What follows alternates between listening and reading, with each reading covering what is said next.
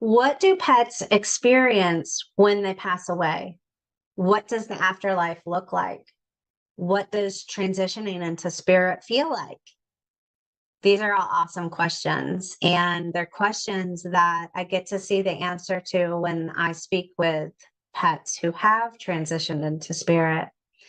This is one of my typical questions that I ask them because we always want to know, what did you experience? Were you okay? And what did it feel like? What did you see? And where are you now? What are you doing?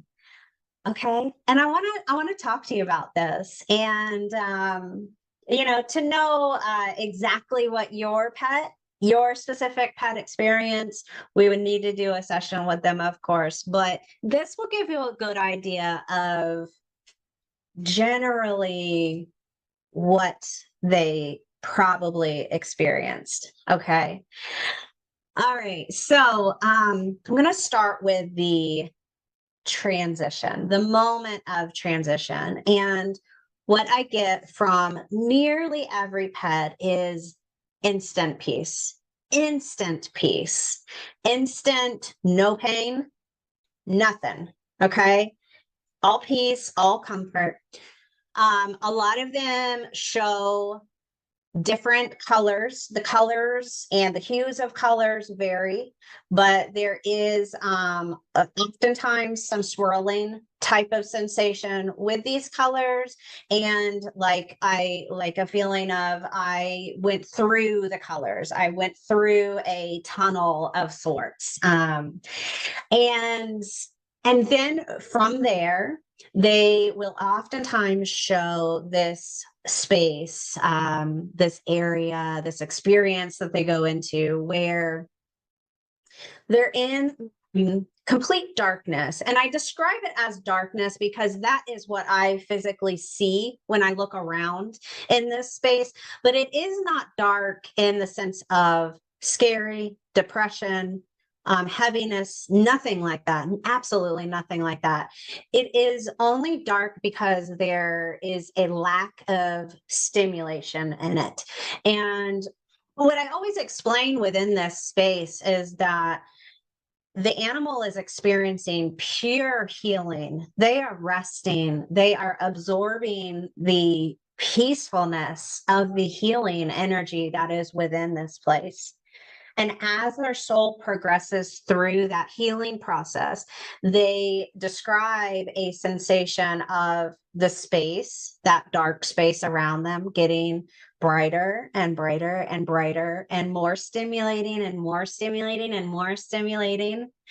And it really is just a true healing, full healing experience. And it's beautiful, and they feel good within that experience. Now, some of them will explain that there is, another spirit or two there with them, or they helped guide them through transition. That does come up. It does not come up every single time, though. The more of the spirits come into play when they are fully through this healing process. And then they show me that the next space that most of them go into is this space that's larger. It incorporates all different types of spirits, and usually spirits that they personally know. They are soul friends, soul family. Some pets describe themselves once they go into this space as playing and being rambunctious and getting to do this and this and this and this.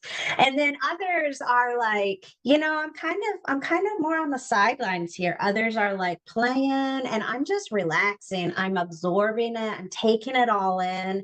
I am just cherishing the peace that I get to feel right now. And in all of these scenarios, it feels very good. Others will describe just being surrounded assisted by other spirits. And some sessions we get to go in and talk to some of those spirits. We're able to identify, oh, that description as this person or this other pet, because they're often able to give me a picture of, who are you looking at? And so we can go into that as well. But they are completely healed and aware of the afterlife and having transitioned and feeling very, very good, very at peace, very grateful. Okay. Now, after that phase, I find that they go into more of a learning phase, and they'll look at their life, what they did, how they developed what they learned, what that means for their soul now, how they can continue developing it, and then later on, what that means for their next life. What do you want to focus on for your next life? So all of this, it takes place at different rates. I have found that some of them in our time take years and years to go through that process. That initial process of the healing process usually only takes a few days to a week in our time, maybe even very faster than that. But then after that, they are on really their own schedule. Do they want to just zip through it and come back into another life? Some of them do that. Do they want to take their time and enjoy, and then learn? And that can take years in our time.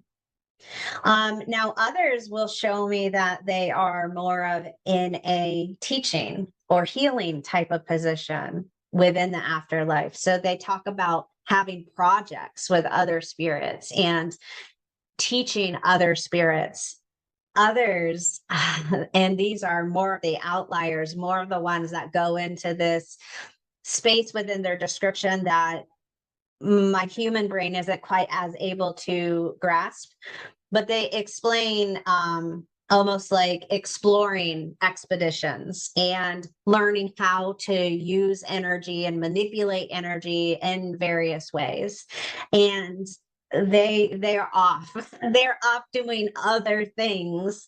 And like I said, I don't at this point fully understand what exactly they are doing or why they are doing it. But I do know that they are extremely dedicated to it and extremely motivated and stimulated and just happy with it. They love what they do.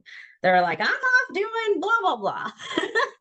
So, again, those are the outliers. It's fun to find a pet who is doing that, but they are not as much in the norm. Okay. Okay, so sorry, talking about those guys, it gets me off track a little bit because my brain goes off into what they're doing and I'm trying to figure it out. Um, okay, let me see. Okay, and I wanted to touch as well on the pets, and these guys are outliers as well. I've only experienced this with two or three pets over these several years, this decade, and they have had trouble with transition. There has been something that has kept them more in that first phase where they are trying to heal. They are trying to get through that initial transition phase. And so for those pets, they are still feeling peace. They are still feeling no pain, no illness, nothing like that. The thing that I have found that they hold on to and that's keeping them in that place are emotions. And it oftentimes has to do with grief that a pet parent is experiencing and not being able to work through, or it has to do with a very traumatic and sudden death.